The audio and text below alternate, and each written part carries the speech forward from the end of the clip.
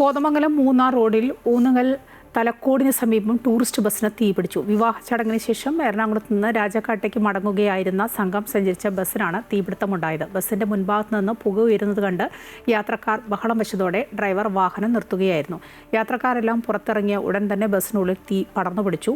തീ ആളിപ്പടർന്നതിനെ തുടർന്ന് കൊച്ചി ധനുഷ്കോടി ദേശീയപാതയിൽ ഗതാഗതം തടസ്സപ്പെട്ടു. വിവരമറിഞ്ഞ അഗ്നിരക്ഷാസേന സ്ഥലത്തെത്തിയപ്പോഴേക്കും ബസ് പൂർണ്ണമായും കത്തി നശിച്ചിരുന്നു.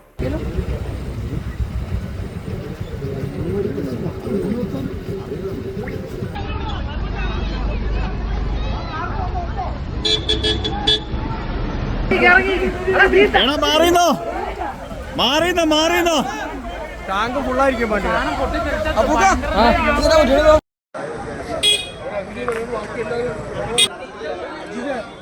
യാത്രക്കാരെല്ലാം പോയോ? ഇറങ്ങിയോ?